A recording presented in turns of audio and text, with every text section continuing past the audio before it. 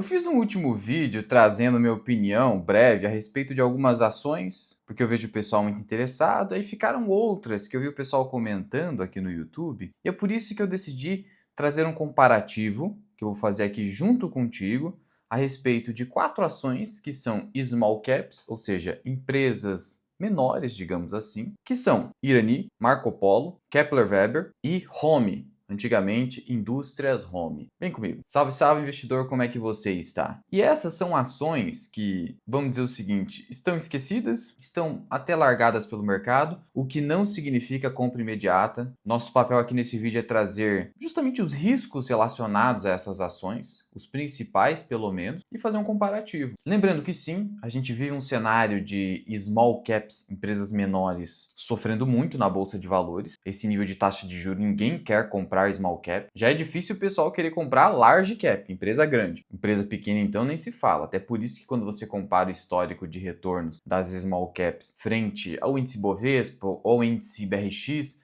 você nota uma diferença gritante em que as small caps têm dificuldade de bater a inflação, tá? Só para você ter uma ideia. Pois muito bem, vamos a esse comparativo. E a ideia é, só recapitulando, comparar a Kepler Weber, uma ação que é muito elogiada, é uma empresa que é visada por fundos de investimento. Você tem aqui a Home também. Não é mais Indústrias Home, é só Home, mas é o nome antigo que permanece na memória das pessoas. Home 3. Você tem a Marco Polo, Pongo 4. Essa aqui então o pessoal não para de falar, que é uma opinião a respeito dessa empresa. Eu trouxe uma análise detalhada já para os membros, mas eu vou trazer aqui um comparativo com essas ações. E a Irani?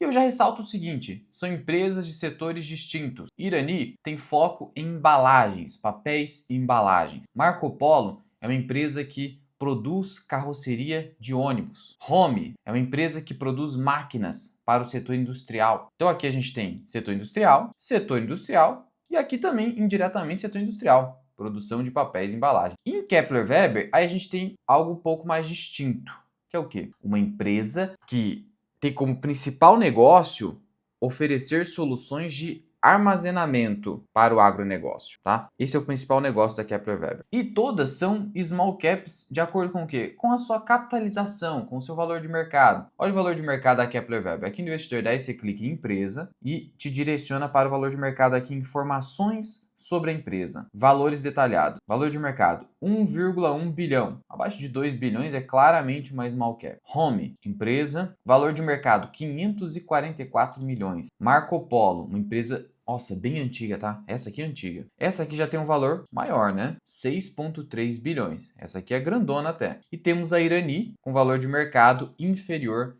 a 2 bilhões. Então a Marco Polo aqui é mais antiga e tem um valor maior. Ok, mas dá para dizer que todas são empresas menores. Isso se reflete também em uma liquidez média diária inferior nelas.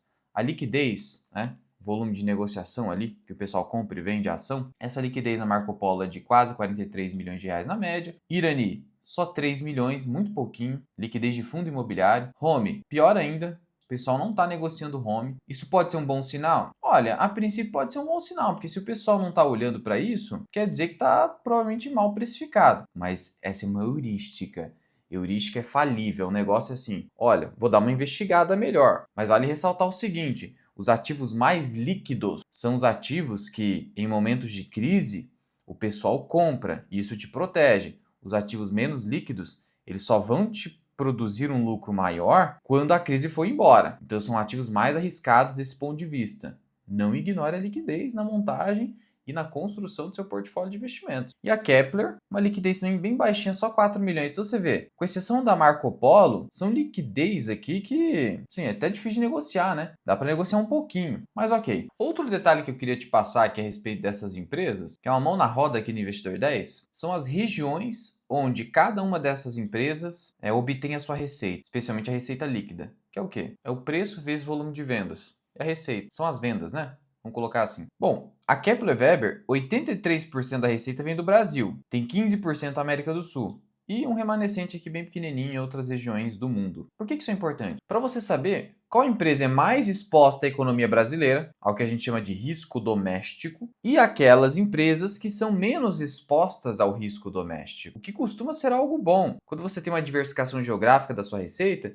significa que quando o Brasil está indo mal, você consegue compensar essa economia brasileira indo mal com outras regiões do mundo que talvez não estejam indo tão mal, ou até estejam prosperando naquele momento. Isso é importante para você passar pelas turbulências da economia com um pouco menos de solavancos, né? Um pouco menos de volatilidade. Então aqui existe uma alta concentração no Brasil, mas pelo menos uma parte da receita está protegida contra o risco doméstico. E home, 73% América Latina, 14% Europa, 6% América do Norte. Desse ponto de vista, a home é mais protegida, tem uma diversificação maior. Mas isso não basta, porque eu já te falei que aqui o risco está bem correlacionado com a demanda pelo setor industrial. Aqui é a demanda pelo setor agrícola. E a Marco Polo? Olha, melhor ainda, viu? 67% é Brasil, e aí você tem 11% Austrália, 10%. Só que aqui você está concentrado em determinados países, né? Então é melhor até certo ponto, que ali a gente disse outras regiões do mundo. Aqui você está falando de países em específico, né?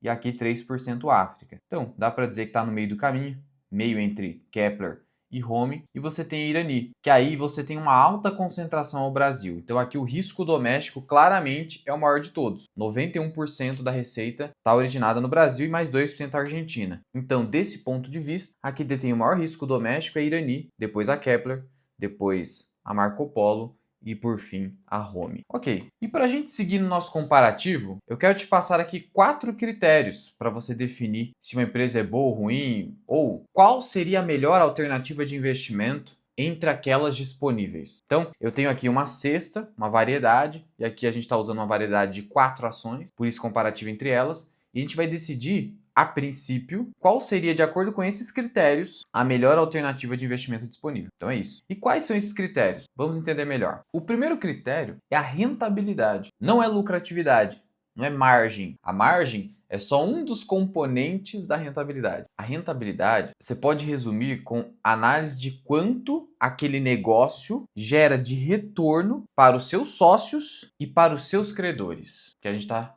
falando da dívida. E aí, consequentemente, a gente está falando de crescimento. Por quê? Quanto maior a rentabilidade de um negócio, quanto maior a rentabilidade do negócio, teoricamente, mais fácil é para esse negócio crescer de maneira sustentável o seu lucro operacional, o seu lucro líquido, sua receita também. Teoricamente, tá? A gente só está tentando colocar as chances ao nosso favor. Esqueça a certeza do mercado financeiro. Há estudos mostrando que, na trajetória longa e exitosa do Warren Buffett, ele acertou em aproximadamente 60% das vezes. Traders profissionais, e aí quando eu falo profissionais, não estou falando de traderzinho de internet, não. Eu estou falando de trader que opera tesouraria de bancos e corretoras. Eles acertam entre 55% a 60% das vezes, ou mais próximo de 50%. O Medallion Fund do lendário Gene Simons acerta pouco mais de 50% dos períodos. Onde que está o detalhe? Você vai falar é cara ou coroa? Não é cara ou coroa. O detalhe está em você. Nos momentos em que você acerta, você ganha muito. E nos momentos em que você erra, você sai rápido. Você identifica rápido o erro e pula fora. Inclusive na sua carteira de investimentos, é isso que você deveria buscar fazer. Ok, então rentabilidade. Vamos definir aqui então. É o retorno que o negócio produz aos seus sócios e aos seus credores. Óbvio que eu quero o maior nível de rentabilidade possível. Aí você vai me perguntar, Luan, qual seria o nível de rentabilidade que eu devo buscar? Olha, a média de rentabilidade dos negócios nos Estados Unidos é de 12% ao ano antes dos impostos. No Brasil segue essa mesma dinâmica. Então, 12% seria o mínimo que você deve buscar. Só que, para além disso, você precisa olhar para o seguinte: eu preciso de uma rentabilidade que vai ser o ROIC, que é o retorno sobre o capital investido. ROIC acima do quê? Essa rentabilidade tem que ser acima do quê? Da média, tá? A princípio, mas tem que ir além. Não pode ficar só nessa questão da média. Tem que ser acima do custo de capital. Custo de capital. O que é o custo de capital? Vou até colocar entre parênteses. É o retorno requerido, tanto pelos sócios quanto pelos credores. É o retorno exigido. E qual é esse retorno exigido para os sócios? A gente usa, né, uma convenção do mercado, o modelo CAPM, que para resumir é o seguinte. Eu não vou ficar entrando em detalhes disso aqui, senão ficaria muito longo o vídeo e assim, se você quiser esse tipo de coisa, lá na área de membros a gente pode trazer. Mas a ideia é eu pegar o retorno da renda fixa e adicionar um prêmio de risco, um adicional, por estar colocando meu dinheiro na bolsa de valores ou em empresas, onde eu não contrato uma taxa previamente. Não tem um contrato, não tem uma definição prévia. É um negócio que é estimado. E para os credores, qual é o retorno requerido? A taxa contratada. Então, aqui no caso dos credores, eu preciso avaliar o quê?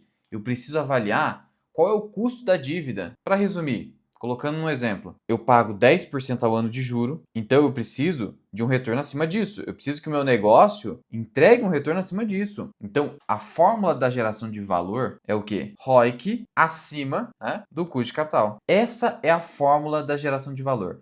Se isso aqui não for cumprido, a empresa vai deixar de entregar o retorno. A ação vai cair. Simples assim. Se o ROIC não é acima do custo de capital, não tem geração de valor, logo a ação vai cair. E aí você vai perder dinheiro. Mesmo que a empresa seja lucrativa. Por isso que eu quero bater na tecla. E é um erro que eu já cometi até recentemente. Quando a gente ignora isso aqui, a gente perde dinheiro. Porque quando a gente foca só na lucratividade, essa empresa sempre dá lucro, a gente se lasca. Não, tem que ser um mantra. Rentabilidade é o que importa, não é a lucratividade. Sabe por quê? Eu vou te dar um exemplo disso. Se só dar lucro é o que importa, olha o caso da M. Dias Branco. Vou pegar aqui os resultados. Desde 2009, só lucro, cara. Zero prejuízo, só lucro. Contudo, olha esse gráfico horroroso, de 15 anos, tá? Horroroso. Olha o retorno. Aí agora eu vou te dar um contraponto de uma empresa com uma margem extremamente baixa, mas que entregou um retorno altíssimo. Porque lucratividade é o quê? É lucro consistente, mas principalmente margem. Então, quanto maior a margem, melhor. Sim, mas não é suficiente. Tanto assim que eu vou pegar aqui uma empresa com uma margem baixa que entregou um retorno e continua entregando um retorno bom. Eu estou falando da Raia Drogasil. Raia Drogasil. Gráfico de 15 anos, deixa eu te mostrar aqui. Olha que gráfico bonito. Claro que agora caiu, mas é momento de andar de lado por um período. Mas olha que bonito isso aqui. E aqui é um ativo que é o seguinte. Deixa eu pegar a margem dele. A margem líquida. Primeiro, margem EBIT, a margem operacional, a margem da operação, só 6%.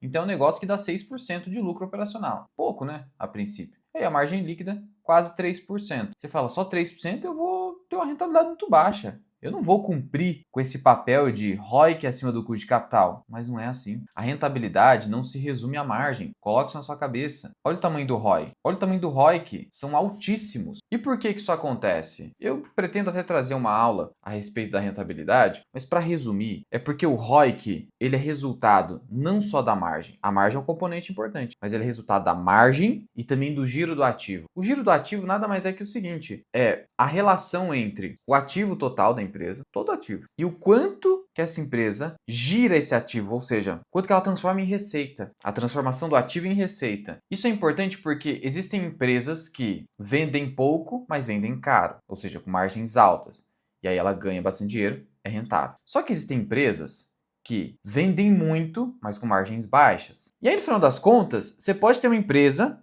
como a Raia, que tem margem baixa, só que tem rentabilidade alta. Por quê? Porque vende muito, gira muito. Muito giro. Isso é giro do ativo. Vende demais. Então, essa venda, esse giro... Ou seja, eu não fico com um espaço temporal muito longo entre a formação do estoque e a venda. Eu não fico com a loja vazia por muito tempo. É isso que eu quero dizer. A farmácia está lá sempre com gente comprando e isso gera rentabilidade. Tá? Então, só queria trazer esse ponto para você se aprofundar mais. E se você não é membro do canal, você é doido, porque esses insights constantemente. Quem é membro, se puder comentar aqui embaixo, comenta sua experiência. Se eu não trago assim, corriqueiramente, vários vídeos por semana, trazendo insights para a gente se aperfeiçoar como investidor. E na área de membro, você tem vídeos exclusivos, insights, acompanhamento da minha carteira e planilha de valor intrínseco. Além de relatórios de análise, você tem uma série de conteúdos. E você cancela a qualquer momento. Tem o período para testar de graça que agora o YouTube colocou.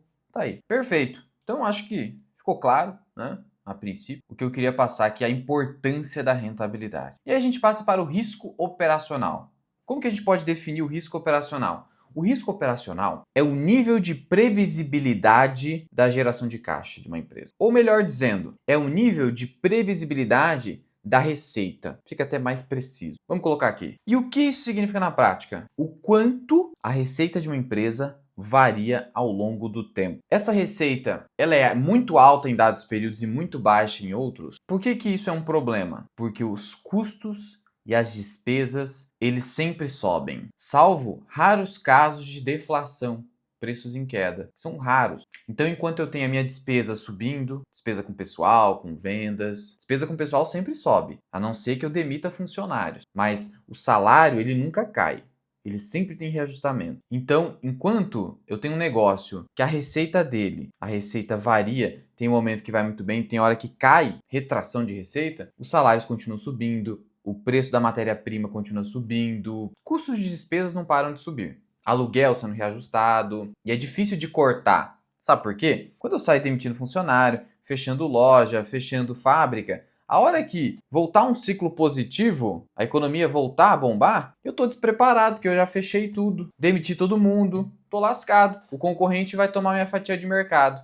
Olha como é complicado determinados negócios. Daí que a gente chega na classificação entre... Aí a gente vai fazer a pergunta: o negócio é cíclico ou anticíclico? É isso. Eu quero negócio anticíclico, pelo menos na maior parte da minha carteira. Eu diria que 20% da sua carteira poderia ser cíclico e 80% da sua carteira de ações deveria ser anticíclica. Justamente porque o anticíclico não tem uma alta variabilidade ou imprevisibilidade da sua receita. A receita, nesses casos de negócios anticíclicos ou pouco cíclicos, essa receita ela evolui independentemente do cenário macroeconômico. Geralmente isso está associado a proteções legais. A lei determina que determinados negócios continuem gerando muita receita, né? Negócios essenciais, geralmente saneamento básico, energia, e tem os negócios cíclicos, que não têm proteção, sujeitos à economia, há pouco poder de preços, por exemplo, commodities, esse tipo de coisa. E o setor industrial é altamente cíclico, junto com commodities agrícolas. Commodities agrícolas, principalmente porque o preço da commodity está completamente fora do controle da empresa. E o setor industrial é o seguinte: quando a economia está indo mal, o que acontece com a indústria? Ela passa a vender menos. O consumidor, a primeira coisa que o consumidor, em momentos de crise ou economia enfraquecida, faz é parar de comprar bens duráveis. E os bens duráveis, eles são criados por quem? Pela indústria. O consumidor, com medo de perder o emprego, de ter sua renda diminuída em momentos de crise, o que ele faz? Ele começa a pegar a grana dele e concentrar somente no consumo básico, serviços públicos e consumo básico de supermercado, vestuário ali, coisa básica. Agora, bens duráveis, não, eu paro de consumir imediatamente. Então, é o que mais sofre. Então, o setor industrial sofre muito, assim como o setor de construção civil e varejo ligado a bens duráveis. O que não sofre tanto, mas pode sofrer um pouquinho, mas sofre menos, é justamente o varejo de bens não duráveis, supermercado, por exemplo. E alimentos e bebidas, tipo Ambev, tipo M. Dias Branco. Então, ali, eu vou te dar o exemplo da M. Dias Branco. Ela sofre, sabe com o quê? Não necessariamente com a oscilação da sua receita, porque a gente está falando de alimentos, mas ela sofre com o preço dos insumos, da matéria-prima. O preço do trigo continua subindo. E aí ela se lasca. Mesma coisa com a Ambev, que pode se lascar nesse sentido, mas muito menos. Então não é porque a empresa é do setor de consumo não cíclico que ela não vai sofrer, principalmente por conta do preço da matéria-prima. Então é disso que se trata o risco operacional. E aí a gente tem o risco financeiro, que é o quê? O quanto essa empresa gasta com o pagamento da sua dívida, ou quanto ela precisa de dívida para se financiar. Olha aí, é o quanto a empresa precisa de dívida para se financiar e o quanto ela paga de juros. Empresa que paga muito juro ou tem uma dívida muito alta costuma ser mais arriscada. Mas detalhe, existem empresas cujo risco operacional é tão baixo, ou seja, anticíclica, que ela pode ter uma dívida maior porque o juro que ela paga é baixo. Como ela sabe o quanto que ela vai ganhar no futuro pelos próximos 10 anos, sem muita variabilidade, ela consegue se alavancar mais. Porque, mesmo se alavancando muito, ela ainda consegue pagar uma taxa de juro baixa. E ela paga uma taxa de juro baixa justamente porque o mercado exige uma taxa de juros mais baixa de um negócio menos cíclico. E aí isso você vê lá na nota de crédito. Sabe aquelas notas de crédito da Fitch, da S&P? AAA, é isso. A empresa com AAA, mesmo com um nível de endividamento mais alto, ela acaba pagando menos juros. E a gente chega no preço, né? Que aí é simples. A ação está com preço esticado ou não? De nada adianta a empresa ter uma alta rentabilidade, uma boa perspectiva de crescimento, um baixo risco operacional e um baixo risco financeiro, mas ter um preço extremamente esticado. E aí ela não se torna uma boa alternativa de investimento. Com esses 4 critérios, a gente vai aqui tentar, por aproximação, classificar essas empresas aqui do vídeo. Começando pela rentabilidade, né? ROIC. Qual dessas empresas tem o melhor ROIC? Ó, o ROIC atual da Kepler Weber é de 13%. E você já percebe aqui no histórico uma alta oscilação mostrando o seguinte: provavelmente é uma empresa cíclica, né? Porque se o ROIC varia tanto assim, é bem errático, uma montanha-russa, isso é típico de empresa cíclica. Vamos pegar aqui o caso de Home, o ROIC, também empresa cíclica. E está extremamente baixo esse ROIC. Olha como ele está baixo. Sendo assim, nessa comparação fria de ROIC, a Kepler Weber é melhor. E a Marco Polo? ROIC 14. E olha só, a Marco Polo é diferente. O ROIC hoje está muito alto. Essas outras que a gente viu ali, o ROIC caiu muito. Então significa que a Marco Polo está numa situação melhor hoje. Mas o ROIC já ficou extremamente baixo também. De novo, sinalizando empresa cíclica. Até agora, as três já dá para ver que o risco operacional delas é mais alto que outras empresas. E vamos pegar a Irani, né? O ROIC está em 14. Aqui, com exceção aqui de 2016 a 2017, a gente nota um ROIC que não oscila tanto. Claro, oscila, tem um certo caráter cíclico, até por conta do risco doméstico, mas não oscila tanto, não é tão intenso esse nível de volatilidade. E a rentabilidade está em 14. A Marco Polo também está em 14, então muito próximo aqui. E a Kepler Weber, voltando, está em 13. Então eu diria o seguinte, tá? Em termos de rentabilidade, a Irani me parece a melhor alternativa. Por quê? Primeiro, porque não oscila tanto esse ROIC, esse nível de rentabilidade. Segundo, que a empresa hoje ostenta um ROIC tão bom quanto da Marco Polo, que está no momento bom. Só por isso aqui a gente já percebe que está no momento bom. Então, entre essas empresas, me parece que a melhor alternativa é a Irani, pelos motivos que a gente explicou aqui. Por conta desses critérios, em termos de rentabilidade, me parece que a melhor alternativa é a Irani. Ah, mas a rentabilidade da Marco Polo está mais alta. Sim, mas olha o nível de oscilação. Provavelmente a gente vai ver períodos em que a rentabilidade vai vir para 2, 3%, que é o que está acontecendo hoje com o Home, que o pico de rentabilidade foi 13%. Então veja que a Home, a princípio, entre essas, é a pior. E aí vamos passar aqui para o risco operacional. O quanto oscila a receita dessas empresas? Quanto que oscila? Bom, vamos dar uma olhada. Eu vou aqui em resultados, na Kepler Weber, e vou pegar aqui a receita. Olha, receita saiu de 1,8 bilhão, caiu para 1,5, 1,6, 1,4.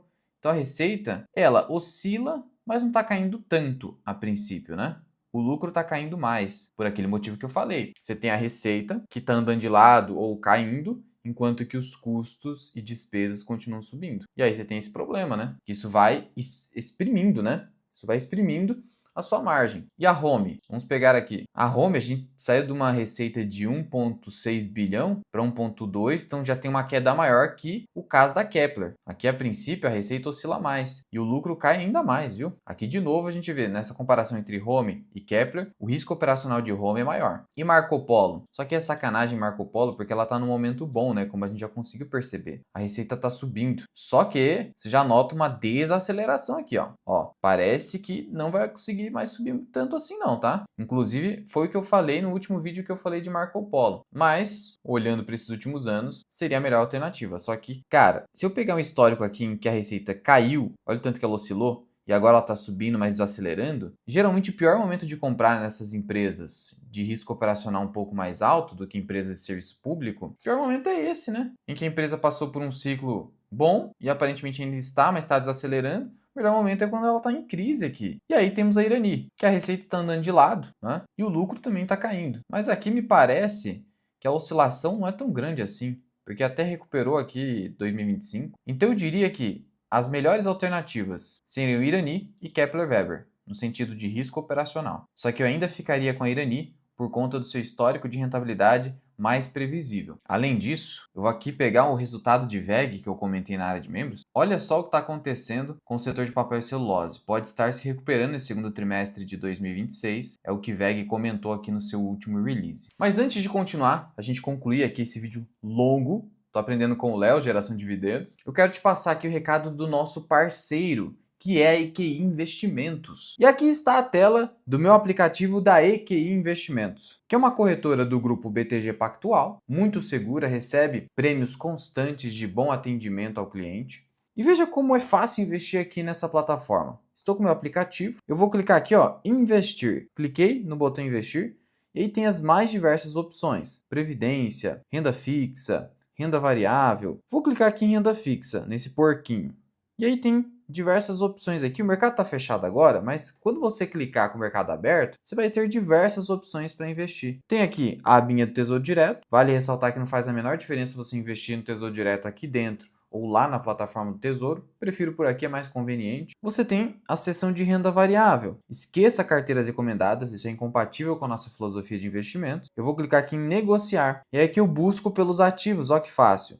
Já aparece Vale aqui para mim, se a minha intenção é comprar Vale, Axia Energia, Itaú, PetroRio e etc. Eu clico e faço a compra. Eu ainda tenho criptoativos, ó. Bitcoin, para quem quer conveniência, consolidar tudo numa corretora só, tem aqui a possibilidade de comprar Bitcoin a partir de R$ 100. No mais, você tem aqui seção de previdência, esqueça COI, produtos estruturados, isso aqui também é incompatível. Foco em previdência, renda fixa, renda variável, criptoativos. E fundo de investimento tem fundo DI também que ajuda bastante a você deixar o seu caixa. Então conheça a EQI, QR Code está na tela, link na descrição. Abra sua conta, teste, veja se faz sentido, se vale a pena. É a corretora que a gente recomenda aqui no canal Mirai Invest. Então a gente viu que, em termos de rentabilidade, eu fico com o Irani, apesar da Marco Polo estar ostentando um nível de rentabilidade maior hoje, mas por conta da grande oscilação que a gente viu no passado. Em termos de risco operacional, eu fico com a Irani também. Em termos de risco financeiro, aí a gente pode olhar para o indicador dívida líquida sobre EBITDA. Claro que vai além disso, mas eu não tenho tempo hábil para isso e esse vídeo ficaria extremamente longo. Nem energia para isso eu tenho mais. Mas olha só, dívida líquida sobre EBITDA, Kepler. Olha, tranquilíssimo. Olha só isso aqui, tá zerado, maravilha. Risco zero, né? Vamos ver, Irani. A relação dívida líquida sobre EBITDA está em 0,31. Ah, tá bem tranquilo também, não é nada muito preocupante. Mas Kepler Weber, desse ponto de vista, é melhor. Já Home, olha esse indicador, não tá muito legal não. E, finalmente, Marco Polo.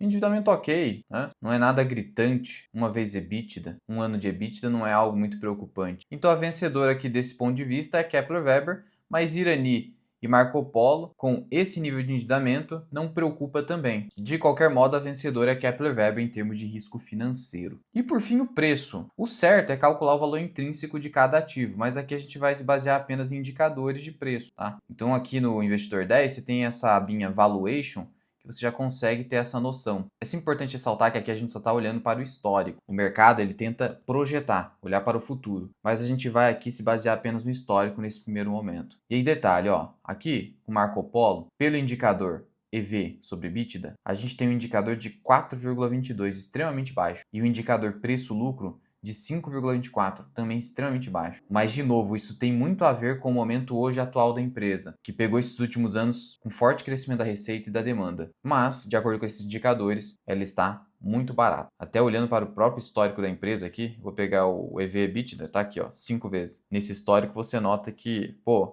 tirar esse extremo aqui, a média é 10, tá muito abaixo da média. Então, teoricamente, ela está muito descontada. E Home, vamos pegar aqui o caso de Home, tá em 7 vezes EBITDA, a média é 3, então teoricamente ela está cara. Irani, EV/EBITDA, a média é 5, está aqui embaixo, abaixo de 5, então ela está barata. E a Kepler Weber está em 5, a média está aqui negativo, né? Mas a princípio ela está barata também. Então assim, todas elas a princípio baratas, mas eu coloco minha ressalva em Marco Polo pelo momento atual. Isso aqui poderia, na verdade, ser uma armadilha de preço. Home, na verdade, até está barata, mas não tão barata quanto as demais. O indicador é muito mais alto. Então, as verdadeiramente baratas aqui, na minha opinião, seriam Irani e Kepler Weber. Mas nenhuma delas tem preço esticado. Então, pelo aspecto preço, todas elas passariam por uma filtragem. Mas o preço é a última coisa que a gente olha. Qualidade sempre acima. Sendo assim, o que a gente pode concluir? Claro que não há tempo hábil para fazer uma análise individualizada de cada ativo. É o que dá para fazer aqui no YouTube. É claro que você poderia me contar